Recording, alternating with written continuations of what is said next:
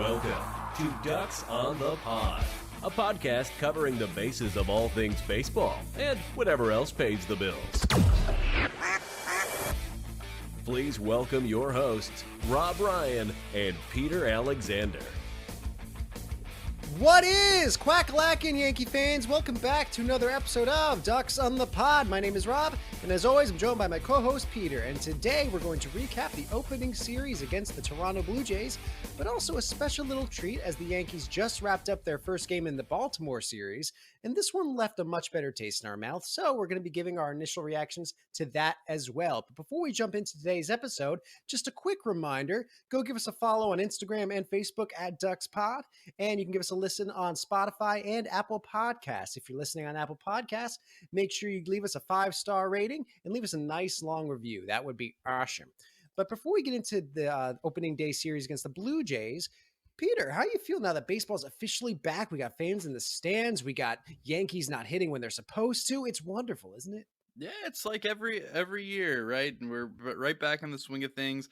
It felt really nice to say, today it was like 4 games down, 158 plus to go, right? I mean, I was like, we got the whole world out in front of us right now, the whole season. I'm ready.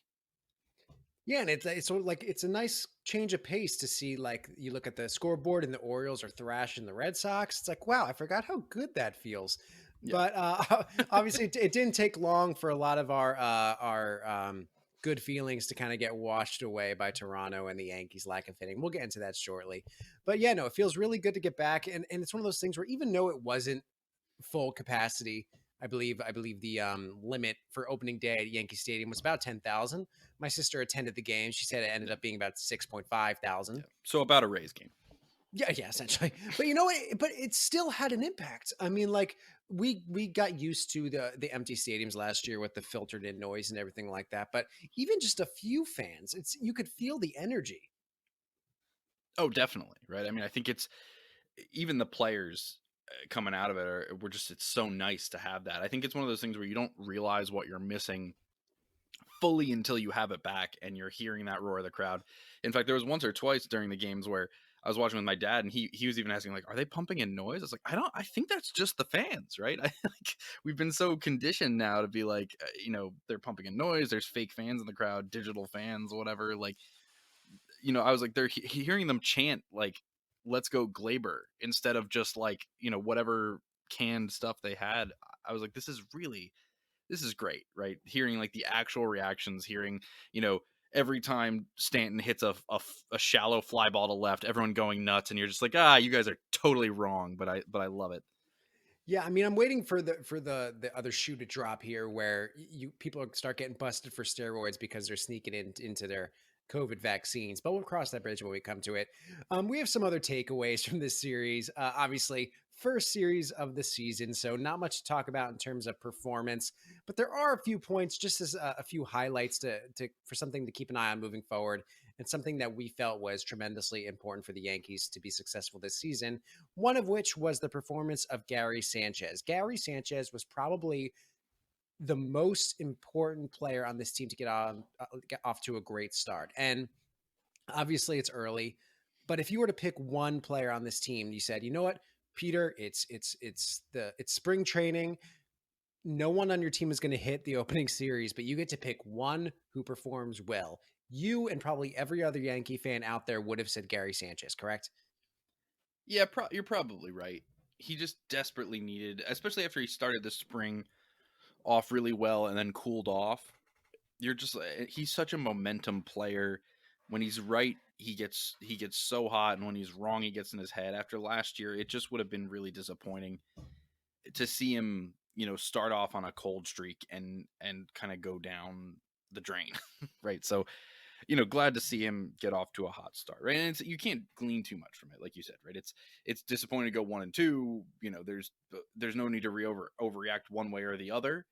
But the things that you can say is like, look, Gary Sanchez playing well, and not just playing well because he hit home runs, right? He was, I think the thing I said while I was watching the game that I was most happy about was he hit a solid line drive out to right field. It was a fly out, but it was a hit the other way, right? I was like, Gary last year was trying to hit the ball out of the stadium to this pull side every single at bat. But when Gary Sanchez is right, he's going up the middle. He's just lining that ball right back up the middle, like he's hitting it right off that center wall, right off the batter's eye. And to see him, going the other way, making outs up the middle, I was like, this is nice, right? Because it's a good sign that he's actually right. And I know he also had 2 errors in the series, but I think it's deceptive because I think he actually played really well on defense. He was really active. He was jumping out from behind the plate. He even, on one of the plays that I think it was a wild pitch, like he got off a throw and made a close play at third that I don't even think he would have gotten a throw off at all last year. So it was nice to see him really active, really spreading the ball around. I know both of his home runs were pulled, and that'll happen obviously more often than not. But to see him doing the things that he was doing when he was elite Gary is a really good sign, even if it's just a 3-game sample. Yeah, and also a few takeaways from Gary that I noticed as well. I mean, this might be kind of old school thinking, the eye test, if you will. But he looks really good. Like not just like his swing and his timing and his focus Yeah, and but his his hair. catching. No, but actually, like I mean, aesthetically, he looks thinner. Like he looks like he's in shape. He looks like had a really hard spring training and off season to get into better shape. So I really appreciate that, and I think one of the most underrated aspects of a good defensive catcher is not even seen in the box score or in his stats, because I think a lot of times we see good pitching performances and we say to ourselves, "Oh, that pitcher was really on," and that's true. But keep in mind, Gary's calling this game, and I think Gary's called some very good games. Obviously, like before tonight's game, they were 1-2. Office wasn't waking up, but that's not Gary's fault on the defensive side of the ball. And honestly, like the pitching looked great. So it's good to see that Gary's working well with all the pitchers on the staff, because I know that was a major headline over the past few years of like, oh, does Gary need his personal catcher? Oh, well, let's bring in Higashioka. Don't get me wrong, love me some Higgy, but in terms of my everyday starting catcher, we always wanted Gary, and that's the thing. We don't need Gary to hit 350 with 58 homers every year. We just need him to hit, like we spoke about this on the last episode. He just needs to be an average hitter. If he's an average hitter and he hits 30 home runs, that's still far and away better than all of the other catchers in the league. And he's got a great arm, and he's doing better on the defensive side of the ball, and calling games. He's doing a great job. I think that, like I said, this was probably one of the most important players to get off to a hot start for the Yankees, if not the most important player. And I know we're throwing a lot of love at Gary Sanchez right now, and rightfully so, but I just want to give a little shout out to Clint Frazier as well. He's one of the other ones who's been having a great few first games, hitting the ball hard. He ripped a double down the left field line, hustled out a bloop single or double to right yesterday in the losing effort.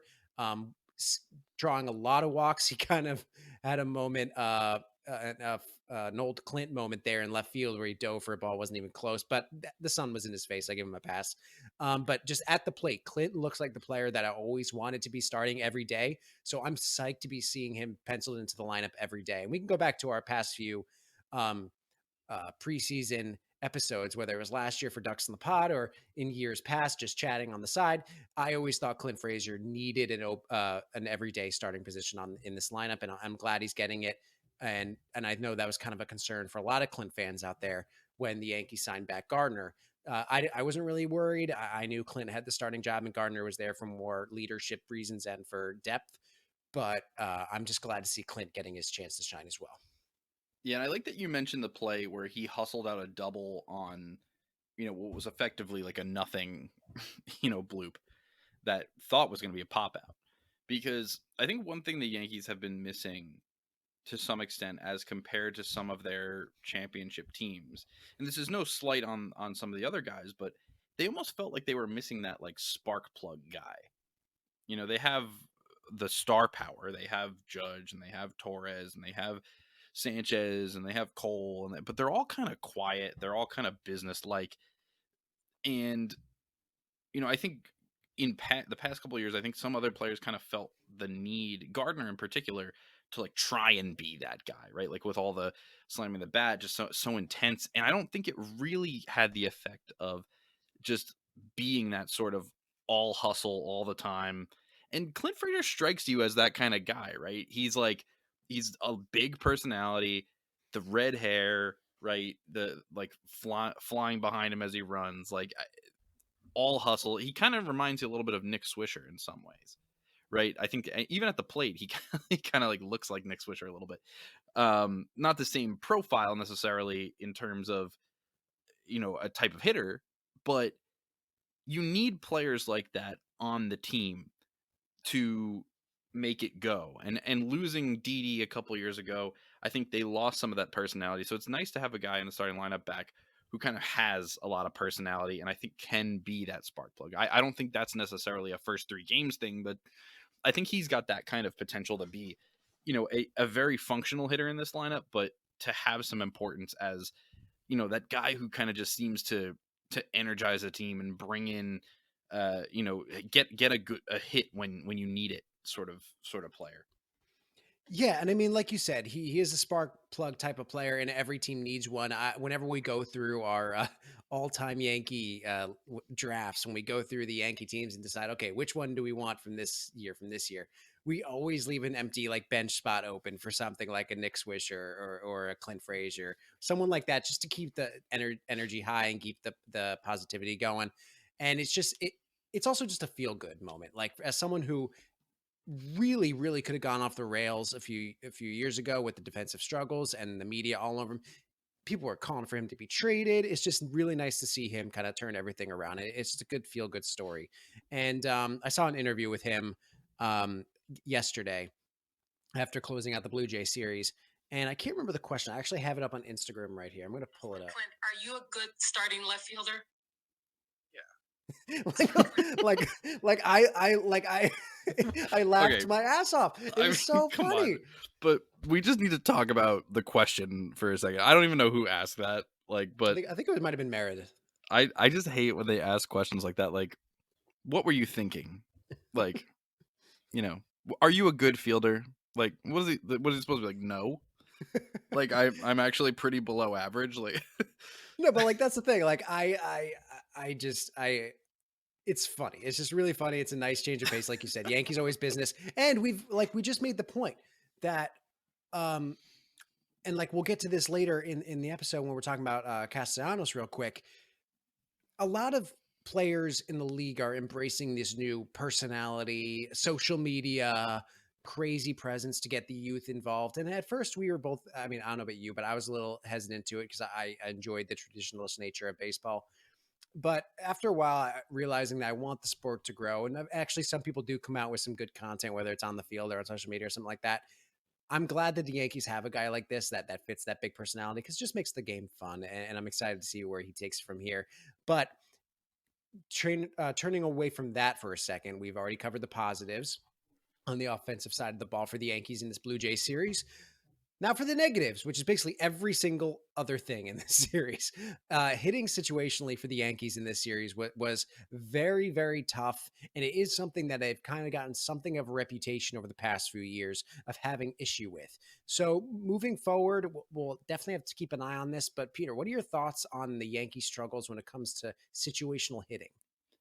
Yeah, I think that's really the only thing. And again, I'll say it's 3 games, right? So I hate the overreaction to the first 3 games, 2 weeks. Like I think I almost can't watch MLB Network in the first 2 weeks because you always get like Harold Reynolds on there making bold statements about something that's been going on for the first 2 weeks that will not keep up over the full season. So I don't want to be too specific about this guy, that guy. Like you can't glean anything from 3. I've seen people saying oh well this weekend showed like Glaber's not the long term answer at shortstop. Like okay, like whether or not you had that feeling beforehand, the past 3 games have shown us absolutely nothing to change that argument one way or the other right now, right? So I think the only thing I can take away is the situational hitting, right? Because this has been a problem now for basically since Aaron Boone took over, which sort of coincides with when a lot of this core came together and we sort of have this power based lineup. And it's hard to tell, what's at most fault here.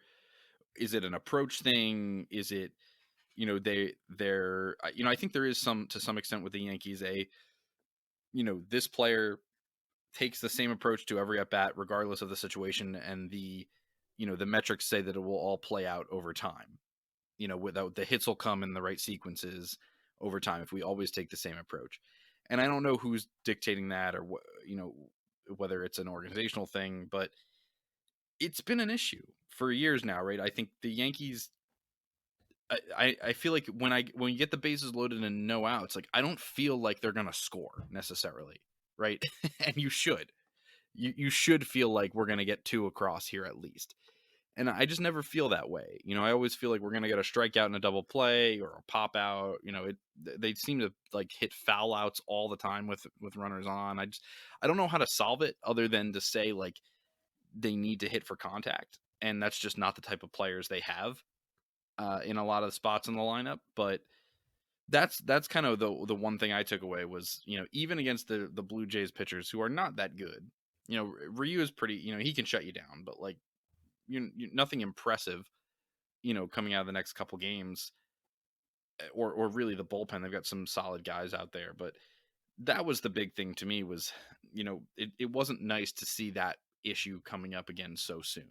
You're hoping to obviously win, the opener 11-1 or whatever, but I don't know. It's just at some point, if it keeps up over the course of the season, you really have to do some hard thinking about how to transform the lineup a little bit next year.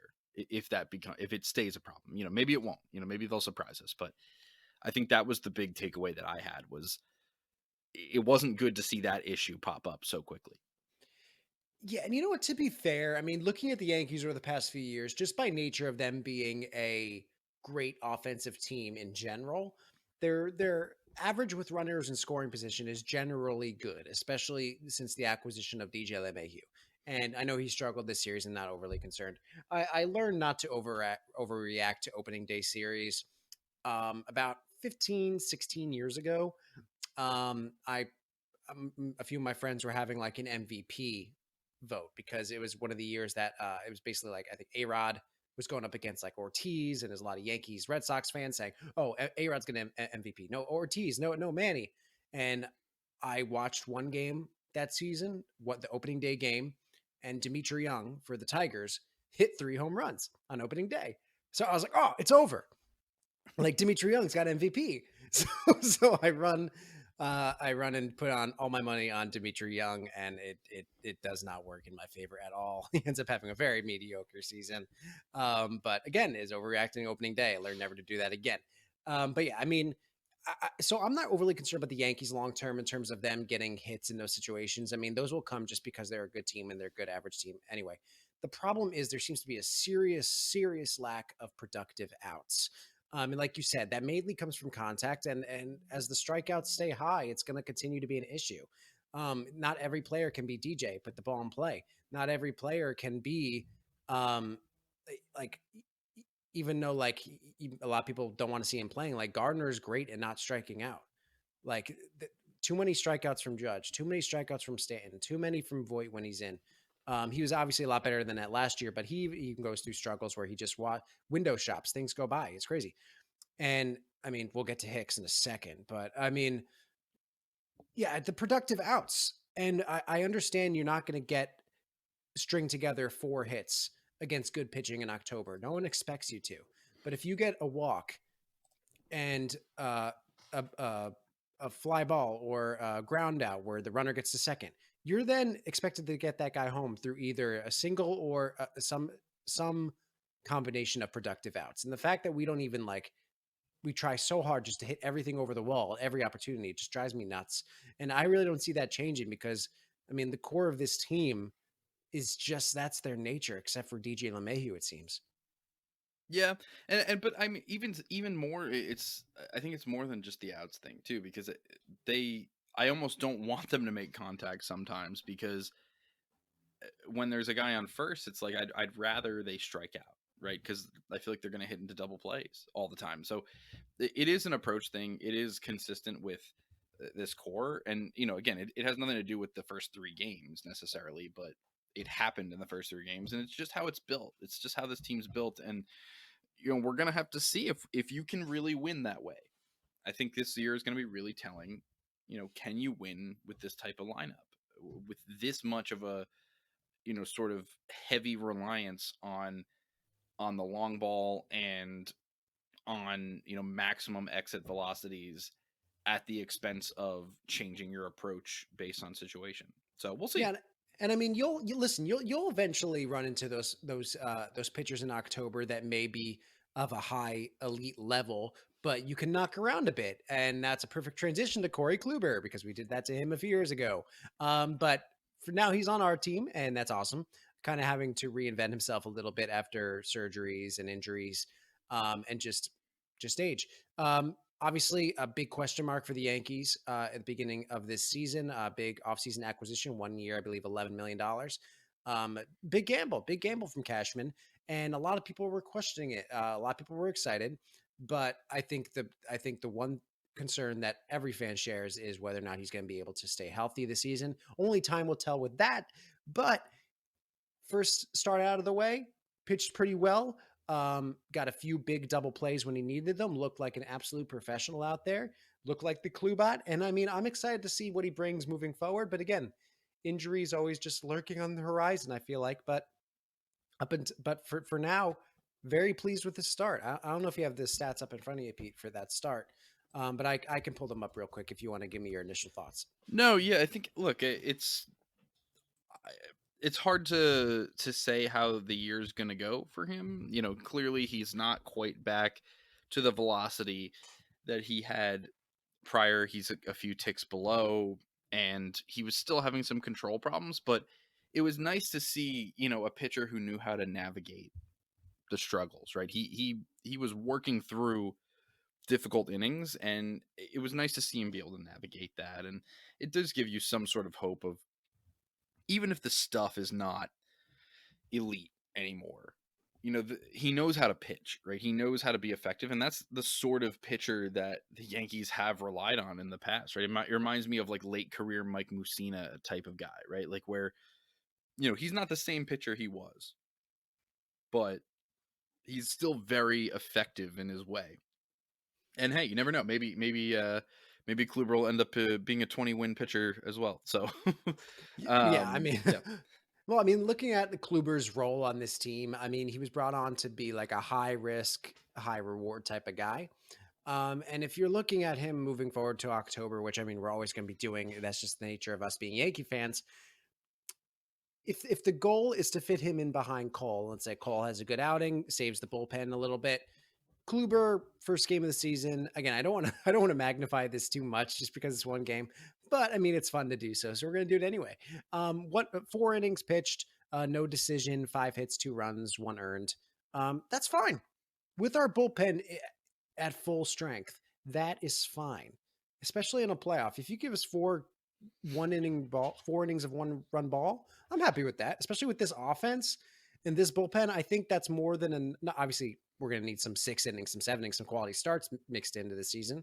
But given his health, given how the Yankees, I think, are going to try to play him and really try to reserve him for the end of the year into the postseason, that's fine by me.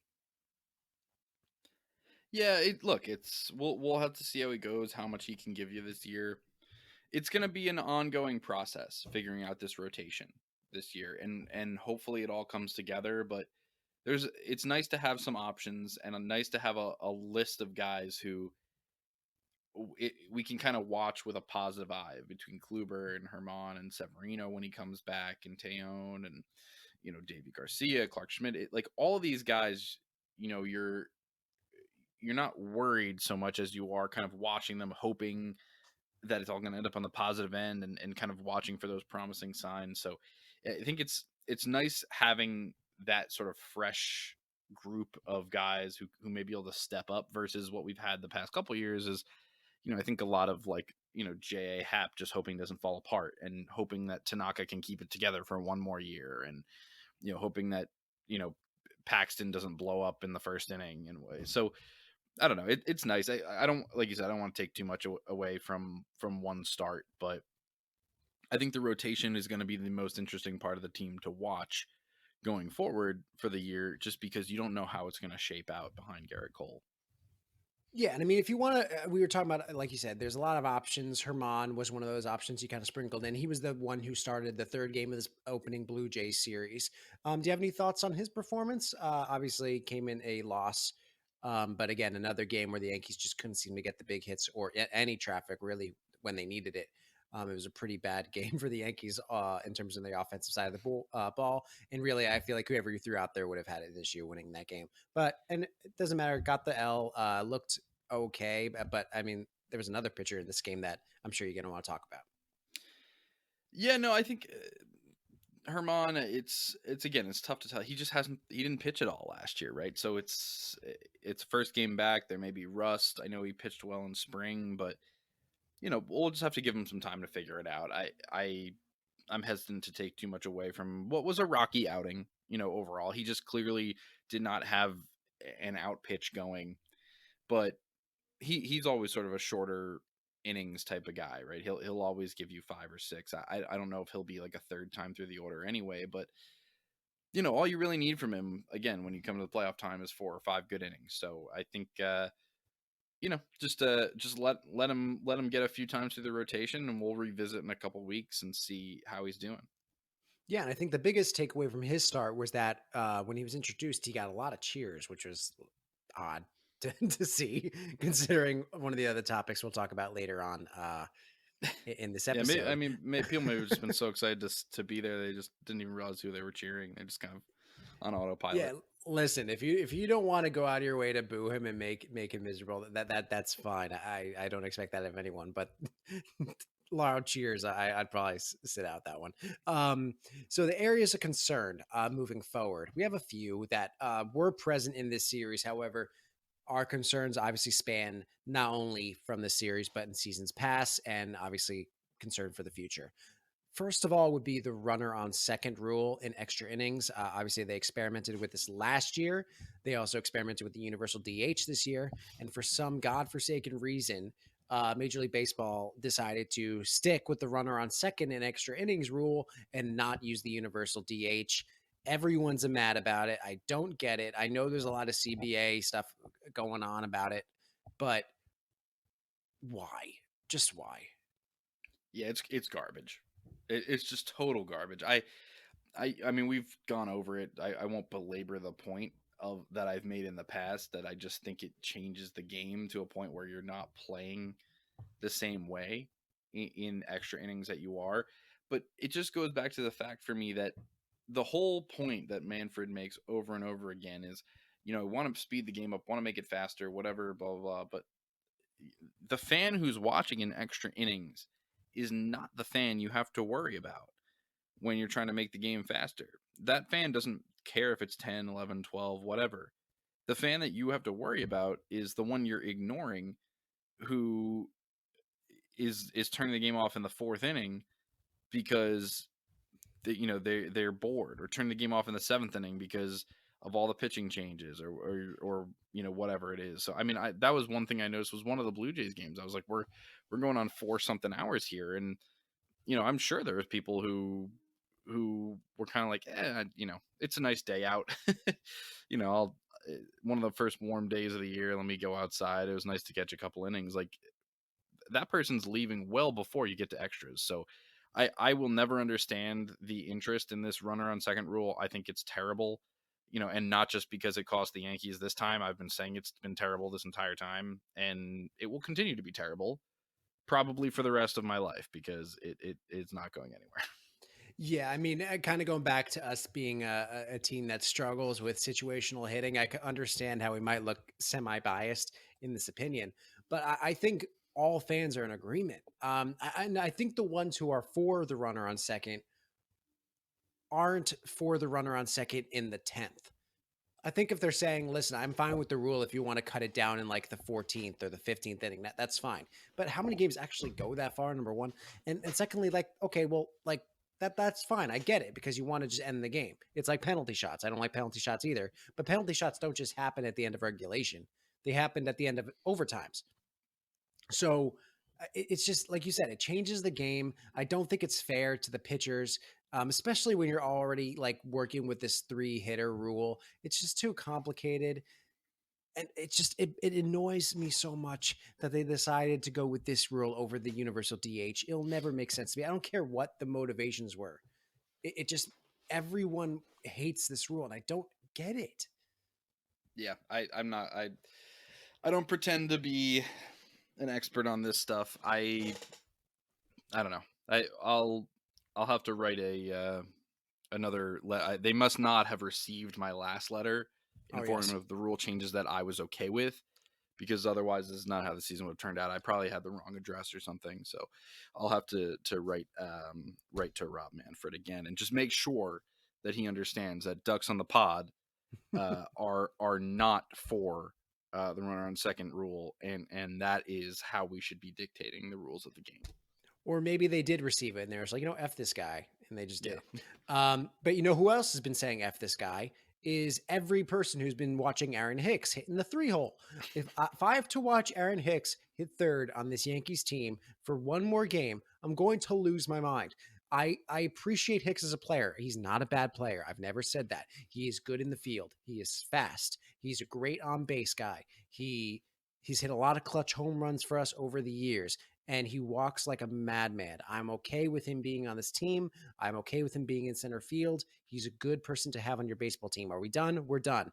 But that does not mean he should be hitting in the 3-hole between Judge and Stanton. You literally have the two most intimidating hitters in the league. You're sandwiched between them, and you cannot get a hit. I don't understand. Every player would be salivating at the opportunity to be hitting between those guys. And you start every at bat off 0-2, or every count is full, which is fine.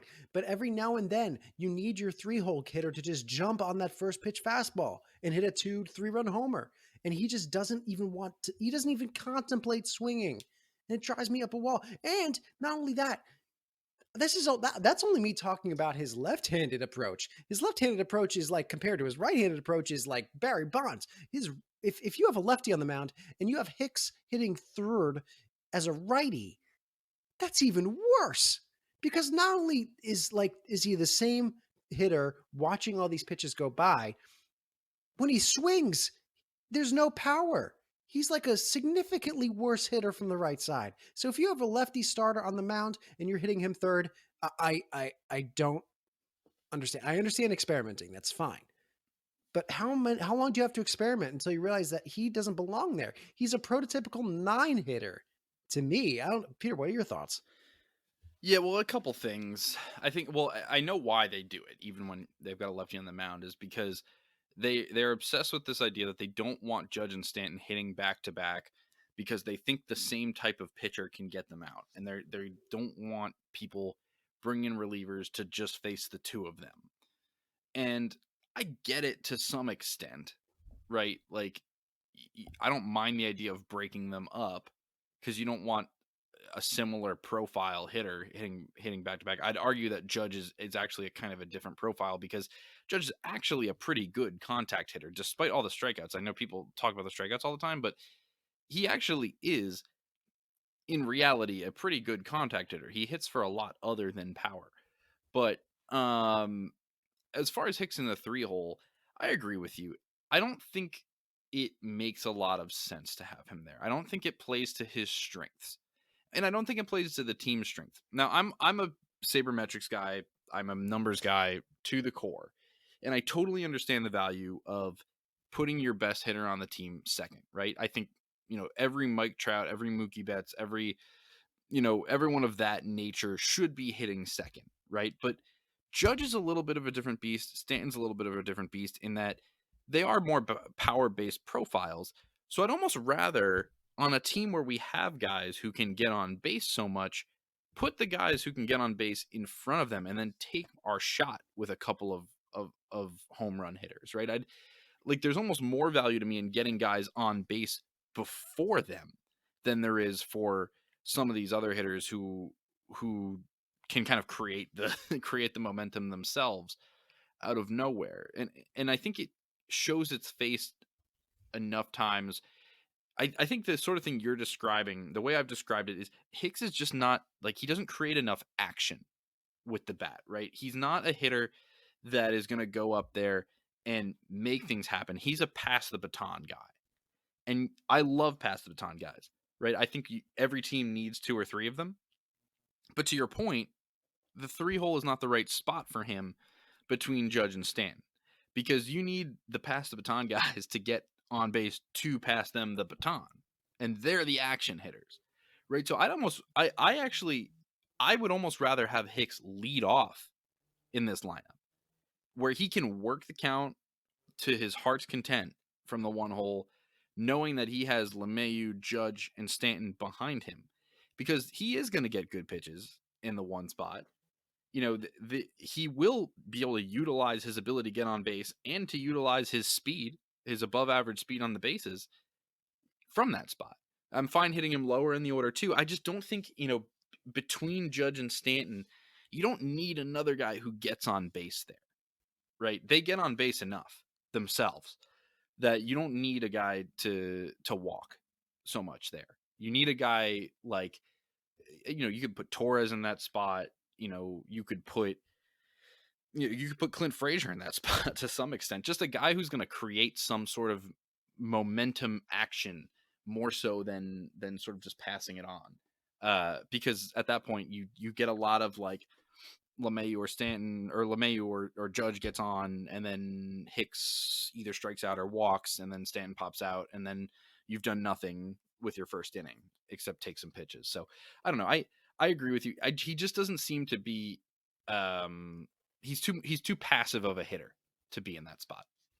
Yeah, and it's funny you bring up Glaber and Frazier, because those are the two to me that I would just move to 3 today.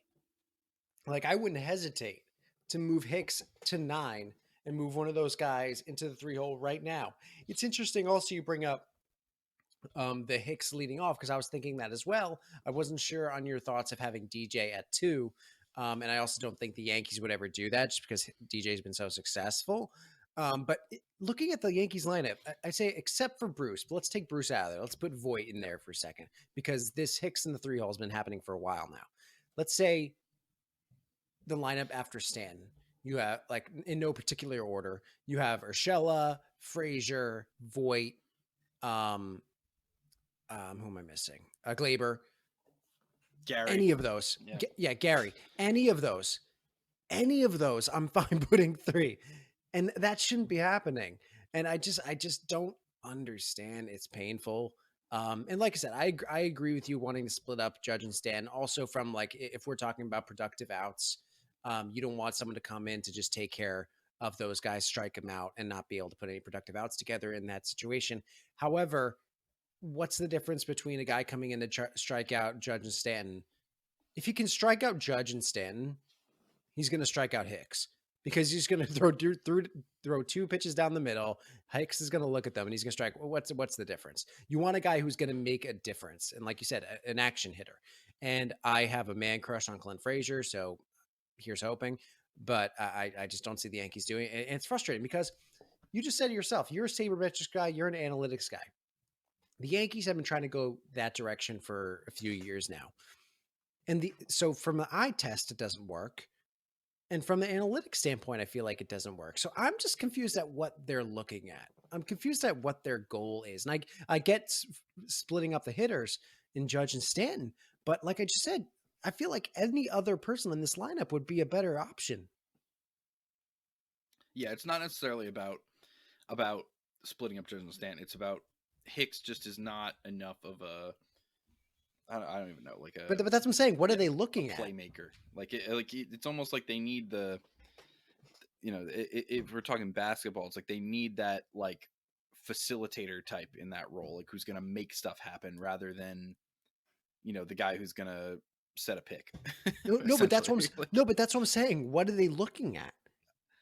It's all sequencing, right? I mean, I understand it completely from the analytics perspective of, like, if we stack the numbers up and this is how it, but I think there is some difference about how you achieve those numbers. And to me, Hicks is not the type of 236 hitter that makes sense in that role. But Okay. we'll see how long they stick with it. I think if he continues on the trajectory that he is early this year, they're going to have to drop him just because he's so cold early on. And maybe that'd be good, right? Maybe it gives somebody else an opportunity to step into that role and have some success.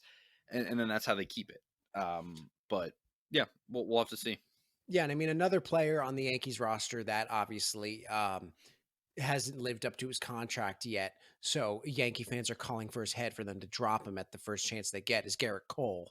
Oh, I mean, like, no, I mean, Cole has been fantastic. Anyone who says different is just ignorant. His expectations are so high that if he does ever reach them, great.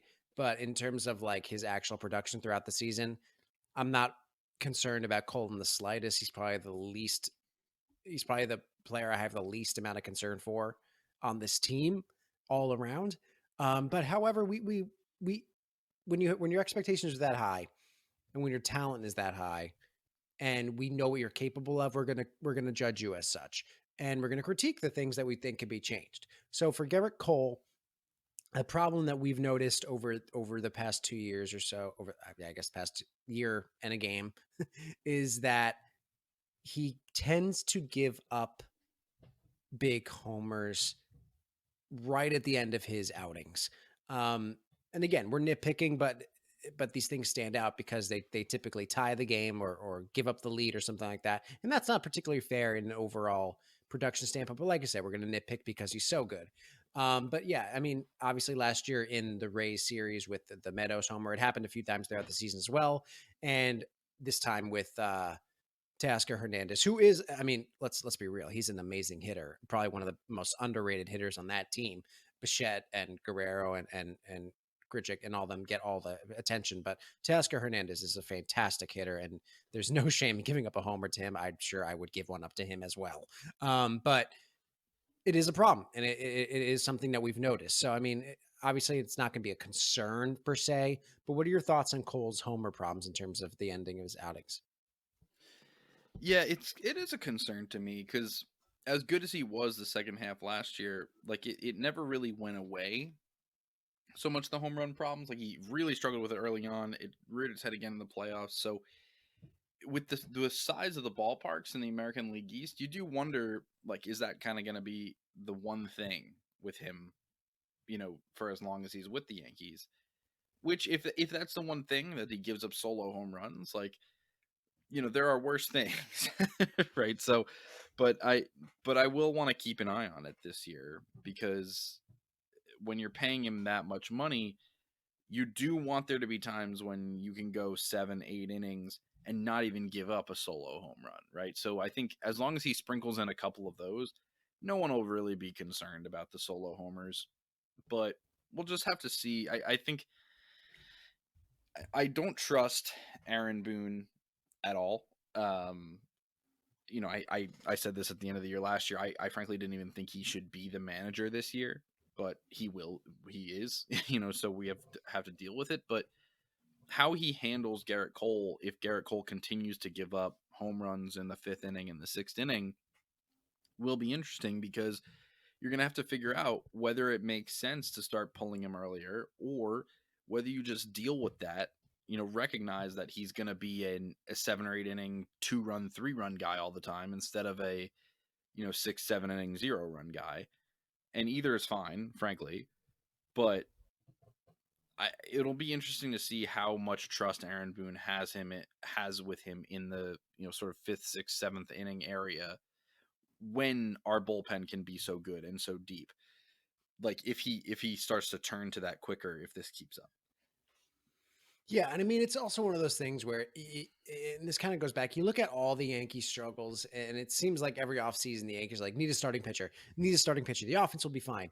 Ironically enough, except for like a few games here and there, the thing that really snake is like makes the Yankees snake bitten in the playoffs is a lack of offensive production. The pitching typically, ironically enough, steps up. So hopefully, at the end of the season, if Cole gives up a homer in the 6th inning to give the other team 1 run or 2 runs, hopefully we have 8 by that point. So it doesn't matter. The reason we notice these things is because typically in his games, the Yankees struggle offensively to push across those runs that we talked about earlier. So if they fix one, they'll fix the other. And like you said, production standpoint, sure, hope he fixes it. But in terms of the outcome, it shouldn't come to that. Like Cole shouldn't have the pressure of not giving up a homer here, a solo homer here and there. But that's the world we live in. But I mean, listen, the Yankees Blue Jays was not the only game going around this opening weekend. We have a few topics. I know we said we're a Yankee centric podcast, and we are for this season. But we still are baseball fans, and we want to touch upon some other things that happen around the league. So we have a few items that we wanted to talk about. But Peter, going to be honest with you, it's 11:42 I know on exactly the what you're 5th going of to say. It April. just popped up on my phone too. Yep. And breaking news, Fernando Tatis just exited the game with an injury. Peter, I don't know if you saw the video. I just watched it on mute while you were talking there.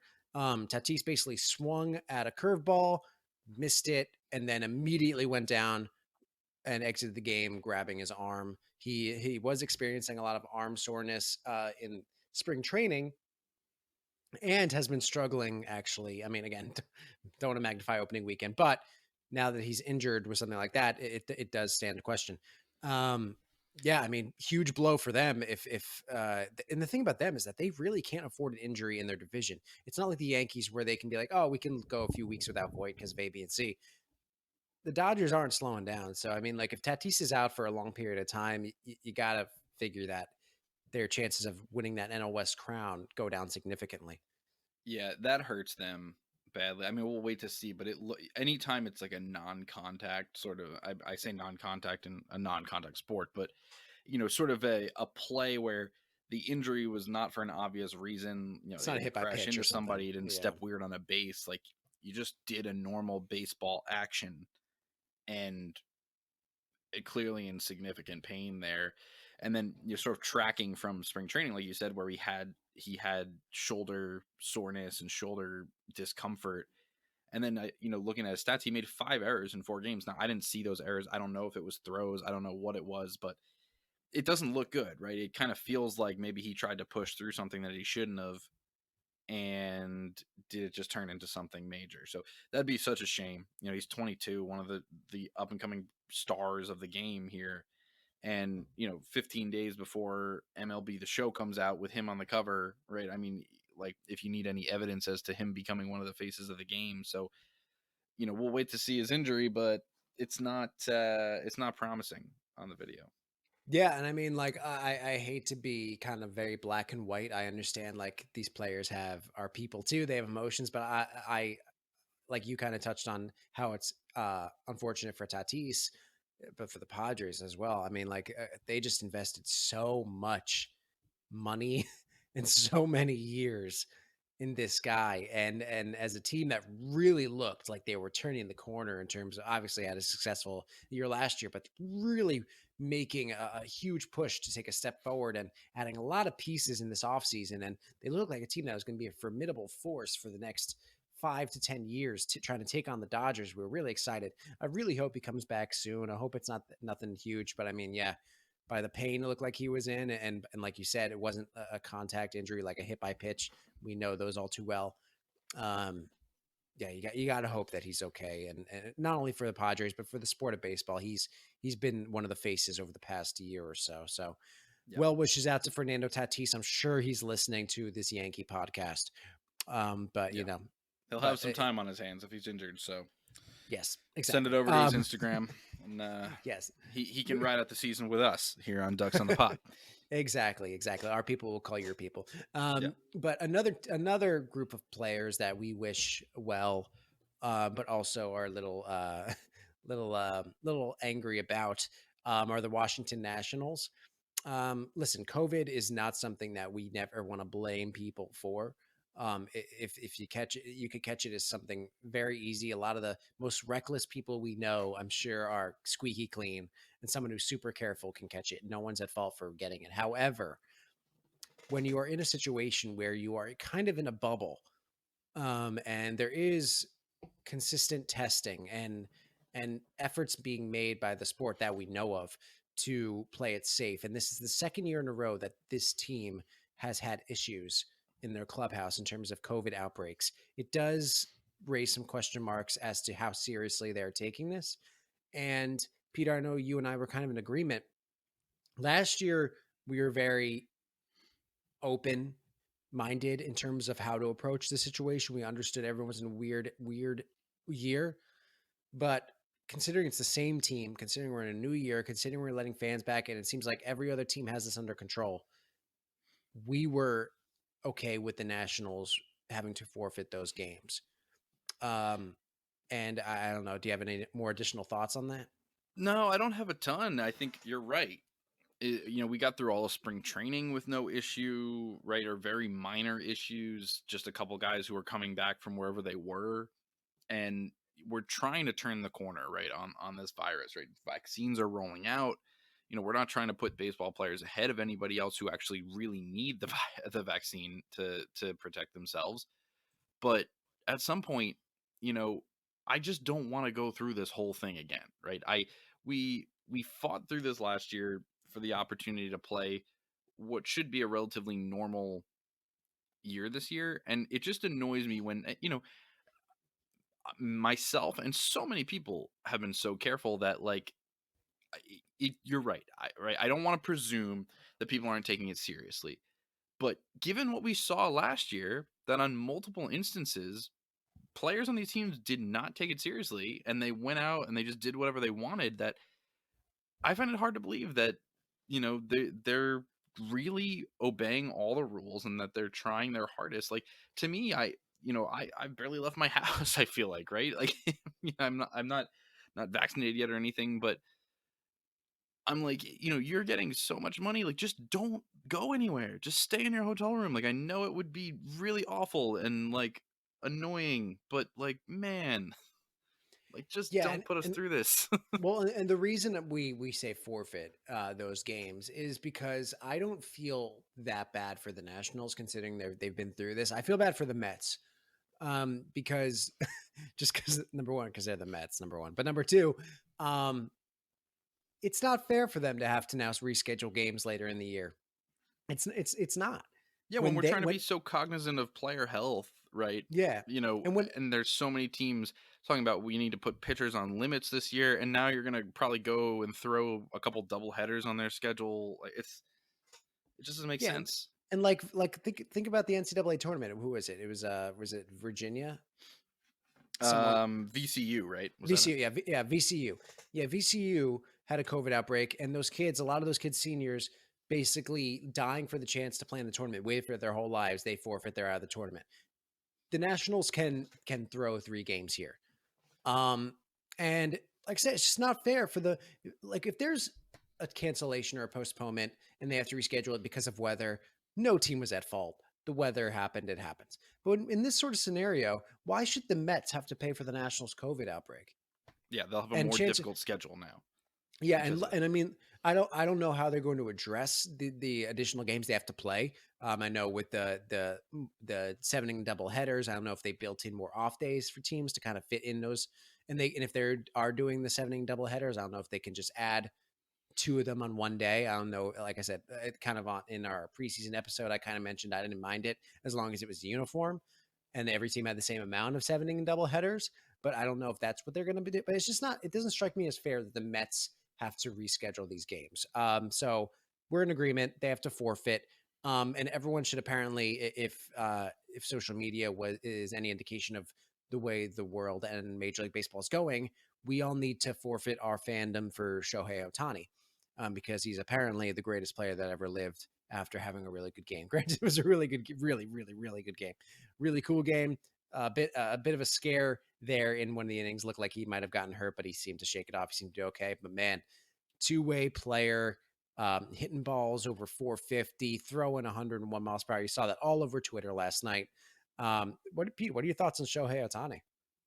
Yeah, it was nice to see him out there. I mean, it's kind of funny because everyone's like, "Oh yeah, it's such a great game." He actually kind of had just an okay game in the end because he did get roughed up in the 5th inning a bit, and he only made it through 4 2/3 and whatever. But I think the overarching point was he looked so bad last year on both ends of the spectrum at times, particularly on the pitching end, that you had this worry that, did he try to do too much? He had this chance to be this megastar, and did he just shoot too high, and is it going to come crashing down? And, is it another thing to go wrong for the Angels? Though, to see him back to throwing 100 miles an hour, and to his credit, even when he was struggling with his command in the fifth inning, still throwing 100 miles an hour, and to hit a ball, 115 miles per hour, whatever, best exit velocity of the year, whatever everyone was saying. It's just nice to see him, still have the opportunity to be that unique megastar that he had a chance to be originally, right? I think what makes baseball so incredible is stuff like this, where you've just got such a unique player who does something that nobody else is able to do right now. And I'd like to see him, I guess for the sake of baseball, really elevate to the point where he becomes one of those faces. It would be so good to see him and Trout kind of leading the Angels into the playoffs. It'd be so unique. It'd be so great for the global game to have him come over to the United States and take up the mantle of sort of the next big star. I think there's so many things about it that, if he becomes a true megastar, would be great. And it would just be so interesting to see somebody be able to do it all, right? I mean, to be the pitcher and to hit in the 2 slot is just so, it's a weapon that no other team has. So when you have that, it's just so enticing as a baseball fan. It is, and I mean, like, listen, we did our due diligence in Otani a few years ago. Yankees were in the running. We thought we were the favorites actually to get him. And over the past few years, I've actually been kind of relieved. He does seem like someone who obviously is extremely talented on both sides of the ball, but I do have to question the shelf life of that on any given day or for any given team. I think baseball is just such a long season that it's very easy to get hurt on either side of the ball. I mean, we see it every day: pitchers getting hurt, hitters getting hurt. And it's just I will reserve judgment. But while last name's game was cool, I don't know how long he's gonna be able to keep it up. Just by the chances of an injury popping up are just so large for a player like this. Yeah, absolutely. And you hope that it doesn't happen, but it may. But we'll keep track of it, just like everything else early this year. I know I keep saying that this episode, but it is what it is this time of year. You can only get little snippets out of the first week, little snippets out of what's going on. So to see him come out and do it on both sides of the ball, it's just a nice thing to see. So it was nice to see that. It was nice to see the fans there able to experience it too, because I think that just adds to the wonder of it, right? Of will he be able to keep this up over the year? Yeah, I mean, like, I'm excited to see it, and I'm excited. Again, it's one of those things where if baseball wants to be successful, you're going to have to keep catering to the global market. And I think Shohei Ohtani is similar to like a Hideki Matsui or an Ichiro in that respect. To keep it going globally, Ohtani is going to be a centerpiece for that moving forward for the next 10 years, hopefully. But another, you just mentioned this is a nice little snippet. Another snippet that happened was at the home base between the Cardinals and the Cincinnati Reds, featuring Nicholas Castellanos, or Nick, as some people call him, suspended 2 games for starting a brawl. Probably the lamest way to start a brawl I've ever seen. But still, the suspension seems a little odd. From what I could tell, it looks like he just screamed in the pitcher's face. It looks like Molina took a little bit of exception to that. Little brawl started, but yeah, I mean, Peter, what are your thoughts on this odd suspension early in 2021? Yeah, it's a little bit strange to me, because I think his reaction, I mean, the bat flip the day before, and then getting so excited to score the run, all stems from having the fans back in the stands and having that energy back, and feeling that, like, okay, I'm doing this for the excitement and for the reaction, whatever. And I don't think he did anything crazy, right? His home run trot was a little bit excessive, obviously, and then he didn't need to get up and scream in the pitcher's face by any means, but he didn't touch him, right? He didn't do anything that, every NBA player doesn't do after a slam dunk, every single time down the court. So that was, I think, the disappointing part to me was like, we've been hammering on this let the kids play thing, and like we want the game to be young and exciting and whatever. And then he does something like this, which like in the NFL or in the NBA is like commonplace. And then he gets suspended for it for like starting a brawl, right? I mean, it's to me it just seems strange. And then again, like for him to get suspended for 2 games, and meanwhile, the other thing we've been talking about with MLB is player safety, right? This entire time, and he's the one that's getting thrown at for no reason other than he showboated on a home run a little bit. So, how is he the only one who walks away with a suspension? I don't know. That's if I was him, that's what I'd be walking in and saying. I'd be like, all right, commish, I've got my 2-game suspension here. Feel like I'm lining up pretty well with the marketing job you've been trying to portray, and I didn't endanger anybody's safety. In fact, I got hit with a pitch. So how do I end up with a suspension out of all of this? Yeah, I didn't know. Like, it's one of those things where it's like I try to look at the precedent that's been set in the past, and you look at the Astros cheating scandal. Not one player suspension. I know there was some additional circumstances there, like that everyone had to rat out their people to dodge those suspensions. But let's look at every single Astros player on that team. No suspensions, and then you know what? For like just for fun, let's throw in Pedro Martinez throwing down Don Zimmer as well. Um, Castellanos has more suspensions than anyone in that group of people, and that's absolutely insane. I'm surprised there's not a bigger backlash to it. Everyone seems to be like, yeah, that sounds right. I don't get it. But yeah, I mean, like you said, we've come around to being okay with showboating a little bit like that, and like you said, if no one's getting physically harmed in the process. We've seen pitchers obviously throw up players and get a warning, and this just seemed a little over the top. Like again, it was listen. If you want to suspend him and your reasoning is a lame celebration, I'm fine with that. Yeah, that's right. like that's I a totally agree. different issue, right? Yeah, I agree. That's like a bigger problem facing Major League Baseball. But Yeah, but we if can't you're have you gonna do it, skipping down the first baseline, first of all. But yeah, I mean, yeah. So, yeah, taunting in any regard in baseball seems odd. I mean, like, why wasn't Rodney ever suspended for shooting an arrow? Like every single time he got like a save, like stuff like that. It's there seems to be no consistency. And if the reasoning is, oh well, it started a brawl, it's like he didn't start it. Like, yeah, he walked away afterward. yeah.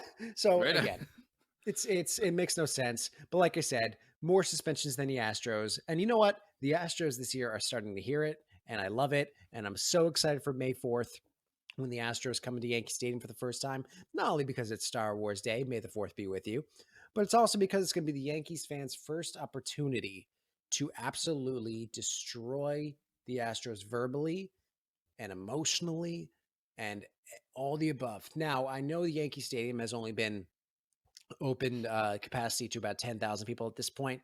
A little part of me is hoping they raise it up to 100% capacity just for that night.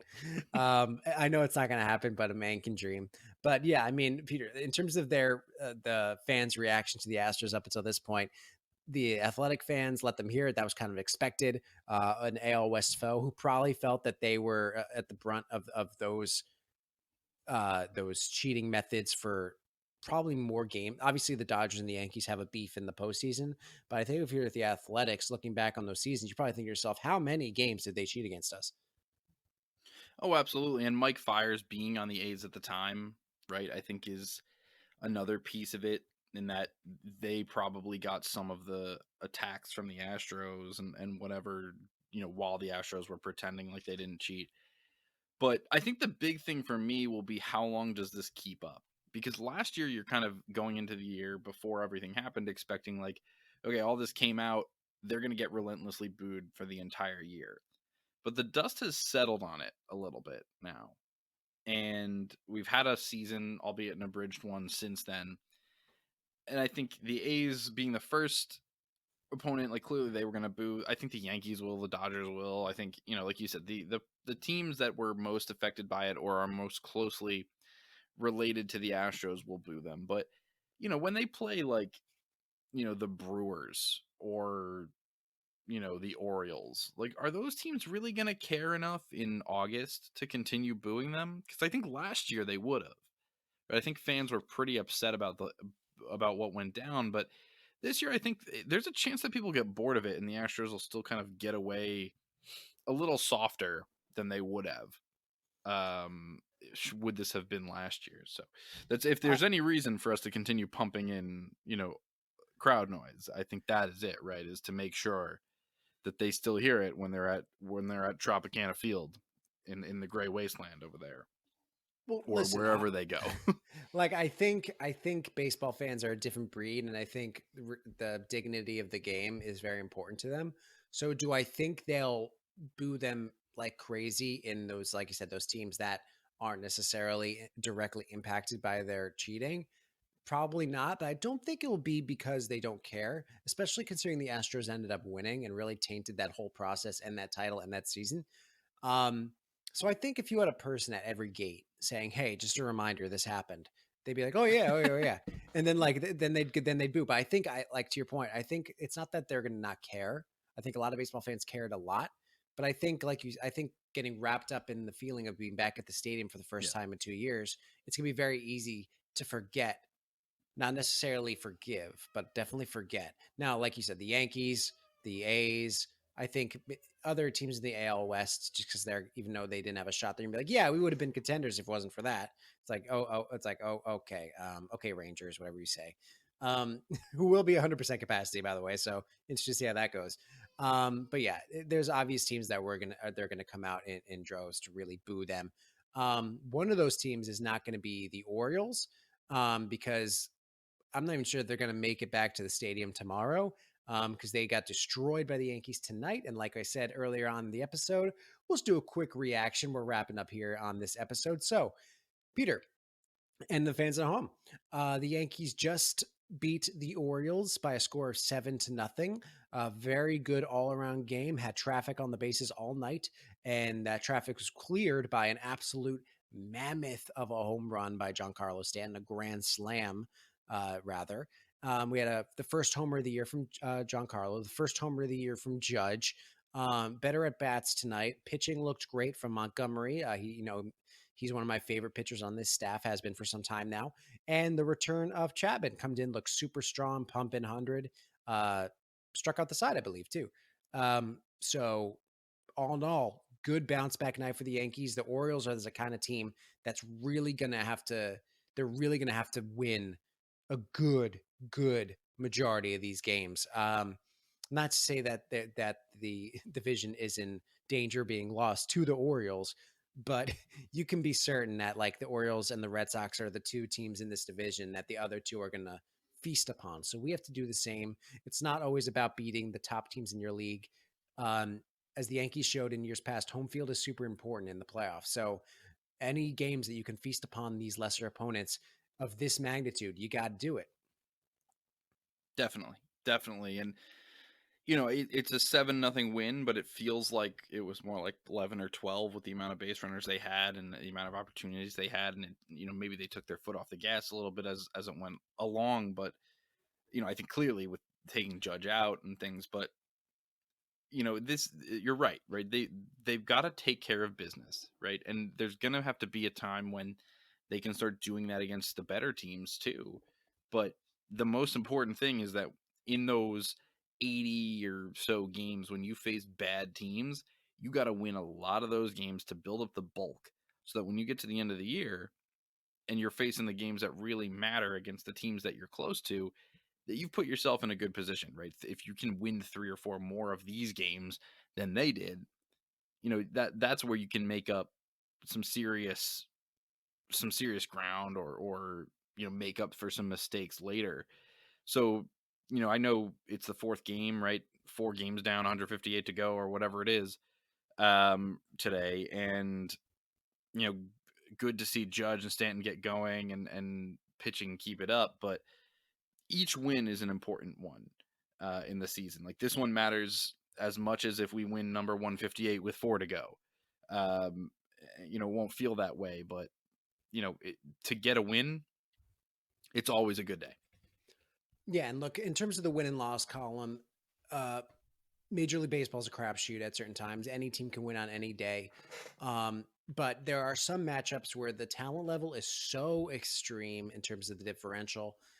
I don't say this often, but for for for teams like the Pirates and the Orioles and the Rockies, my expectation for the Yankees this season, whenever they go into a series against a competitor, like a World Series competitor, I'll say split or win 2 out of 3. My expectations for the Orioles series is a sweep. That might be sound unreasonable, in especially in Major League Baseball, but not a year like this where the talent level is so different. Where anything less than the sweep to me is, I mean, if you win 2 out of 3, fine. If you win 3 out of 4, better. But my expectation is a sweep, and that should tell you everything you need to know about how different these two teams are. Yep. Yep, and where the talent came from, and where in their life cycle they are. I mean, the Orioles are still right in the thick of the rebuild, just trying out a lot of guys to see who develops. Like I think Ryan Mountcastle is a guy for them who will be a long-term player. I think they've got Adley Rushman coming up, DL Hall. They've got some names at the sort of cusp of the majors that could be really good players for them. But they haven't fully moved past that last group, and they've still got a lot of like Pat Valaikas playing around, right? Where you're like, there's nothing wrong with having one Pat Valaika on your roster, but when you've got like 8 guys like that who are just sort of holding a spot, that's the type of team that you have to beat if you're the Yankees, and you have to beat them, 14 times out of 19 or whatever it is, if not more than that. So that's one down. Garrett Cole versus, I think it's Dean Kramer tomorrow, and hopefully you make it 2 tomorrow. Yeah, I mean, looking forward to Cole start again tomorrow. And then we got, I believe, Ty on Wednesday. So that's going to be interesting. His first start as a New York Yankee. Very exciting. Looking forward to seeing Cole and him go back to back. They're buddies, hoping for a Batman and Robin sort of effect. But Peter, before we wrap up, we are kind of over time here for today. Just want to get your reaction on something you mentioned. Judge taken out of the game early. I know us and every other Yankee fan in the world was going into panic mode again. And I don't want to harp too much on us not trusting the Yankees in terms of their injury history, because we kind of touched upon that in our last episode. But I do think it's worth talking about just real quick. Do you think in games like this, like we said with teams like this, where you're up big on an opponent, even the good opponents, is it worth keeping Judge in these games past the 7th inning? See, I have no problem with taking him out. If you want to sit him down, I don't know how much good it does to rest 2 innings. I'm much more of a proponent of, like, if you want to give him a day off, give him a day off. I think we're a good enough team that we can still win a ton of games and get to the place we need to get to without him in the lineup 7 days a week or 6 days a week or whatever it is. But I've always, it's just always been interesting to me of them, like, we'll get them off their feet in an inning or 2 earlier. I'm like, I don't, I guess I'm I'm just not good enough, or have never played any sport at a high enough level to know, like, does that 15 minutes really help, or that 20 minutes really help? And I guess it does, probably, because they wouldn't do it with such regularity otherwise. So if it's making a difference and it's going to keep him healthy and it's going to keep his calves healthy or whatever, fine. It's fine with me, right? In games where we're blowing people out, it's not like Talkman's not a bad player. I think I would just do it sparingly. I'm not advocating ever for doing it in a 4-0 game or anything. I think you just got to pick your spots. No, I don't think they would either. And I don't even think the Yankees would take Judge out of a 7-0 game if it was against someone like Chicago or Minnesota or even Toronto to an extent. I just think it was the combination of 7-0 this early in the season against an Orioles team that's just helpless. Even though they took 3 in a row from Boston, which I guess makes them more helpless, which is a wonderful way to end our first season episode of Ducks on the Pod on the New York Yankees 2021 season. So again, just a quick reminder. Thank you everyone for joining as always. If you haven't already, make sure you go give us a follow and a like on Instagram and Facebook at Ducks Pod. If you're listening on Spotify, awesome. If you're listening on Apple Podcasts, also awesome. But make sure you go give us a 5-star rating and leave us a long, nice review. That would be awesome. Let us know what you think. But we are kicked off here. We are ready for some more baseball. We're ready to get some games, hopefully, in the near future. And we're ready to feast on some more Baltimore Orioles players. That sounded really weird. I hated the way I phrased that. We're excited to play the Orioles some more. Yeah, let's go back to the Red Sox thing. Yeah. Okay. Anyway, Peter, before we come back, oh man, this is the worst ending. Do you want me to just say it? Yeah. What should they keep doing? Keep on ducking.